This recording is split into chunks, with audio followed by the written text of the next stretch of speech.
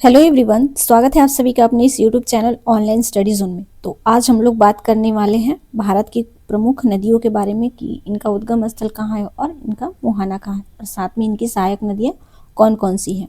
तो चलिए शुरू करते हैं। सिंधु नदी, तो सिंधु नदी तिब्बत के मानसरोवर झील के पास से ये निकलती है और इसका मुहाना है आपके अरब सागर में। और इसकी सहायक नदी सतलज, व्यास, रावी, चेनाब, झेलम, सिंगी, जास्कर, श्योक और गिलगित है। इन सभी को आप लोग याद रखिएगा।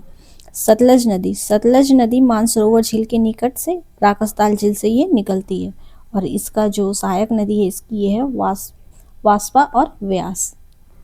झेलम नदी, ये शेषनाग झील वेरीनाग झरने के पास जम्मू कश्मीर से ये निकलती है और इसकी जो सहायक नदी है वो है किशनगंगा, लिरदार, करवेश और पूंछ। चिनाब नदी, ये लाहुल में बारालाचा दर्रे के पास से ये निकलती है और इसकी सहायक नदी है रावी, चंद्रा और भागा। हिमाचल प्रदेश में इसे चंद्रभागा के नाम से ही जाना जाता है। रावी नदी, ये हिमालय के रोहतांग दर्रे से निकलती है। गंगा नदी, ये गंगा नदी जो है आपकी ये केदारनाथ चोटी के उत्तर में स्थित गोमुख जो नामक स्थान है ये वहाँ से निकलती है गंगा नदी और ब्रह्मपुत्र के साथ मिलकर ये बंगाल की खाड़ी में गिरती है और इसकी सहायक नदी है अलकनंदा, भागीरथी, रामगंगा, यमुना, गोमती, घाघरा, गंडक और कोसी। ये गंगा की सहायक नदी है। यमुना नदी, तो ये बंदरपूछ में पश्चिमी ढाल पर स्थित यमुनोत्री हिमालय से निकलती है और ये प्रयागराज में गंगा नदी में ये मिल जाती है। गिरी, असम, चंबल, बेतवा, केन, टोंस इसकी सहायक नदी है। ये यमुना की सारी नदियाँ सहायक नदी है। गोमती नदी, तो ये पीलीभीत जनपद से ये निकलती है उत्तर प्रदेश में और ये गाजीपुर के निकट गंगा नदी में मिल जाती है। ये ऐसी नदी है जो कि मैदानी भाग से ये निकलती है। सोन नदी, तो अमरकंटक की पहाड़ी से ये सोन नदी निकलती है पटना में। ये पटना से पूर्व गंगा नदी में ये मिल जाती है और इसकी सहायक नदियां हैं महानदी, घग्गर, गोपत, रिहंद, कांकर और उत्तरी कोयल। ये सोन की ये सहायक नदी है। दामोदर नदी, तो छोटा नागपुर पठार के पलामू से ये निकलती है दामोदर नदी और फलुका के पास ये हुगली नदी में ये मिल जाती है। ब्रह्मपुत्र नदी, तो मानसरोवर झील के पास से ये निकलती है और इसकी सहायक नदी है दिबांग, लोहित, सुबनसिरी, धनसिरी, कुलसी, मानस, संकोस, तीस्ता, दिहांग और ये गंगा नदी में मिलती है और ये गंगा नदी के साथ मिलकर ये बंगाल की खाड़ी में गिरती है। गोदावरी नदी, नासिक जो कि महाराष्ट्र में है, पश्चिमी घाट के त्रयंबक पहाड़ी से ये निकलती है और बंगाल की खाड़ी में गिरती है और इसकी सहायक नदी है परवरा, पूर्णा, मंजरी, पेनगंगा, वेनगंगा, वर्धा, प्राणहिता, इंद्रावती, सबरी और एक है ये मानेर। कृष्णा नदी, तो कृष्णा नदी महाबलेश्वर के पश्चिमी घाट से ये निकलती है और बंगाल की खाड़ी में गिरती है। इसकी सहायक नदी है तुंगभद्रा, कोयना, घाटप्रभा, मालप्रभा, भीमा और दूधगंगा। कावेरी नदी, तो कर्नाटक के कुर्ग जिले से ये ब्रह्मगिरी पहाड़ियों से ये निकलती है और बंगाल की खाड़ी में गिरती है और इसकी सहायक नदी है हेमावती, अक्रावती, काबिनी, भवानी, अमरावती। ये इनकी महत्वपूर्ण सहायक नदी है। अगला है नर्मदा नदी, तो ये मध्य प्रदेश में अमरकंटक की पहाड़ी से निकलती है ये नर्मदा नदी और अमरकंटक की पहाड़ी से एक और नदी निकलती है ये आपकी ये सोन नदी है। ये दोनों विपरीत दिशा में बहती है। नर्मदा पश्चिम में और सोन पूरब में बहती है और इसका नर्मदा नदी का मुहाना है ये अरब सागर में है।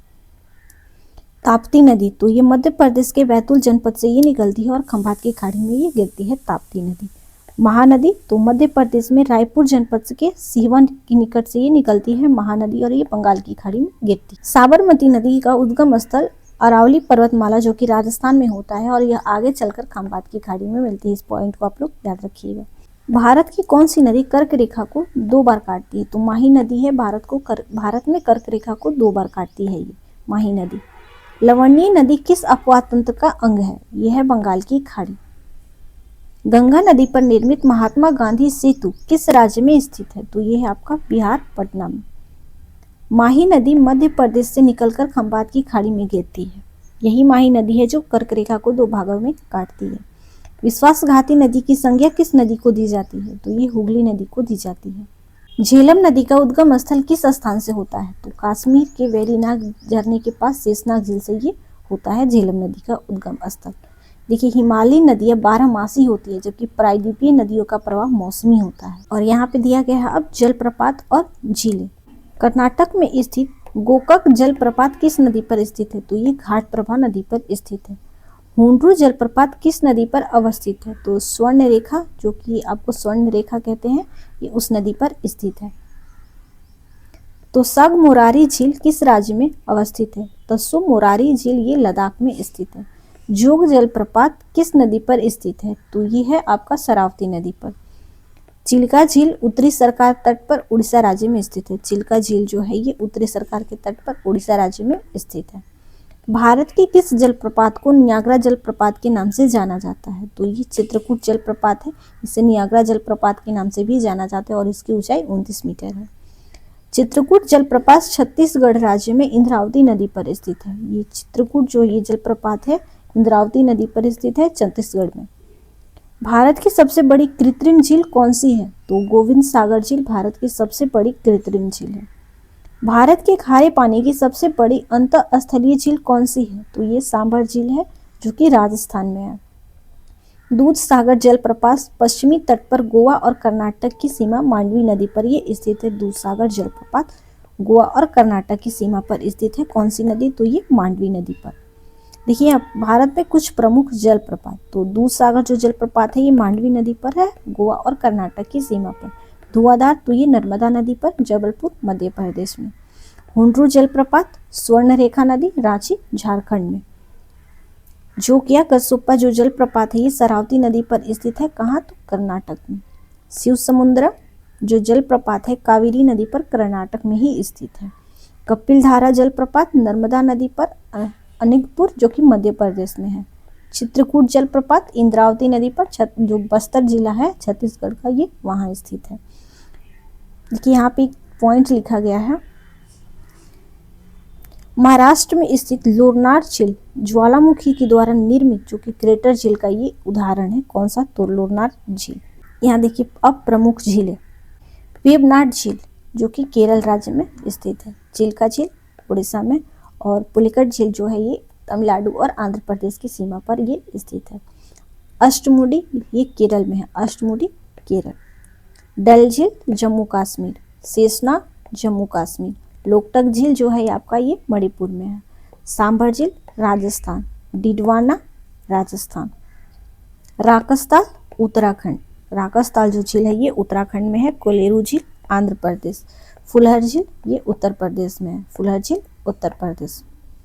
देवताल उत्तराखंड, देवताल उत्तराखंड। यहाँ एक लोरनार जो कि महाराष्ट्र में है, अभी बताया कि क्रेटर झील का ये उदाहरण है लोरनार झील। पेरियार केरल में, सूरजकुंड हरियाणा।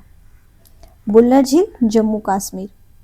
मानसबल ये जम्मू कश्मीर में ही है, और हुसैन सागर झील ये तेलंगाना में है। अब यहाँ पे है जल संसाधन, सिंचाई एवं नहरें। देखिए सिंचित क्षेत्रफल की दृष्टि से भारत का विश्व में कौन सा स्थान है? तो ये है आपका प्रथम स्थान। भारत के किस राज्य में सर्वाधिक सिंचाई नलकूपों के द्वारा ये होती है? तो ये आपका उत्तर प्रदेश में होता है। क्षेत्रफल की दृष्टि से शीर्ष 3 तालाब संचित राज्य कौन से हैं? क्षेत्रफल की दृष्टि से 3 जो तालाब हैं संचित राज्य वो कौन से हैं? तो तमिलनाडु है, आंध्र प्रदेश, फिर उसके बाद मध्य प्रदेश। भारत में नहर प्रणाली की संकल्पना किसने प्रस्तुत की थी? दिनसौ जिस दस्तूर ने ये भारत में नहर प्रणाली की संकल्पना को प्रस्तुत किया था। भारत में सिंचाई के मुख्य साधन है? भारत में सिंचाई के मुख्य साधन क्या है? तो ये कुआं और नलकूप भारत में सिंचाई के ये मुख्य साधन है। सरहिंद नहर किस नदी से निकाली गई है? सरहिंद नहर ये सतलज नदी से निकाली गई है। विश्व जल दिवस 22 मार्च को और राष्ट्रीय जल दिवस 14 अप्रैल को मनाया जाता है। आज की वीडियो में बस इतना ही। कल मिलते हैं आपसे किसी अगले टॉपिक के साथ अगले वीडियो में। Thanks for watching.